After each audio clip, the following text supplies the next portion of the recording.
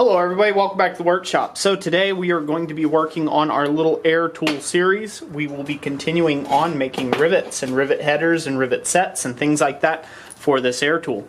In one of the previous videos I went ahead and made this rivet header or a rivet set for one side of a 3/8 inch rivet, domed head rivet. So I went ahead and made the top portion and it worked out pretty good. Now in the other video, if you didn't notice, I heated the rivet with a torch and I didn't get enough heat in the shank of the rivet for it to fully want to seat all down in one heat. So I had to actually take two heats on it to get it fully set, so to speak.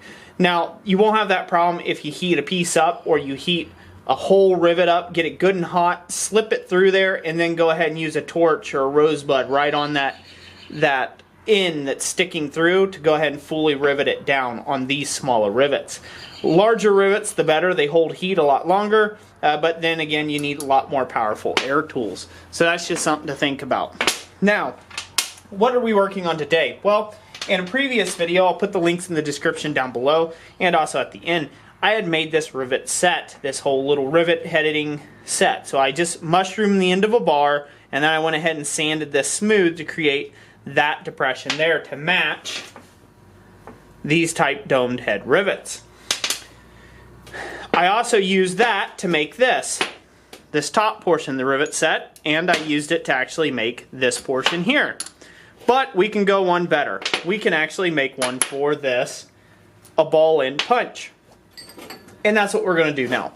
One thing that you can do is you can cut this off, and that's what we're going to do with this one. You can cut this off and you can just weld a big like steel Aggie or something like that, like a big bearing or several different size bearings and get the same effect. But those can be costly and fairly hard to get a hold of. This is a lot easier just mushrooming it and then taking your time to clean it up to a nice dome. So what we're going to do is we're going to cut this off. We're going to get just this end heated up, and then we are going to drive it in to a previous rivet set like this that I had made in another video. And I don't have it on me, but it's this little square piece you'll see here in a second. But we're going to just heat this up. We're going to have it in the tool. We're going to heat this in with a torch, and then we're just going to drive that sucker home in there and get this to round up. And I'll show you how we do that here in just a moment.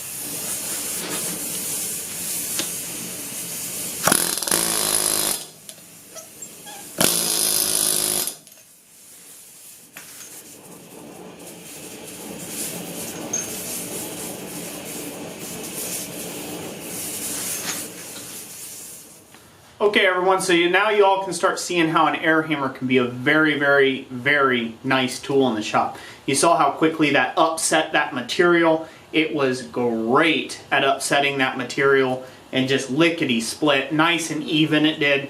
I got the tool over on cooldown. We're going to use that in another video, so make sure you check it out in this series where we're actually going to take and make a rivet block, a set block that goes in the hardy hole of the anvil, to be used in conjunction with the other tools that we have made. One piece of advice, this Husky kicks the pants out of the ones that are Harbor Freight. Again, hashtag not sponsored, so everybody knows I'm not sponsored by these people who say this.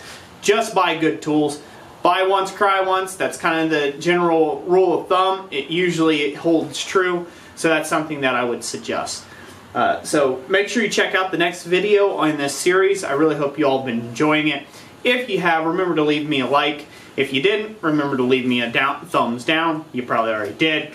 But that's going to be it for this video. I just thank you all for joining me. Thank you all to my loyal subscribers out there that you guys give me such encouragement every single day. I really do greatly appreciate you. So that's it for this video. Hope you all enjoyed it. Like I always say, God bless you, and we'll catch you on the next one.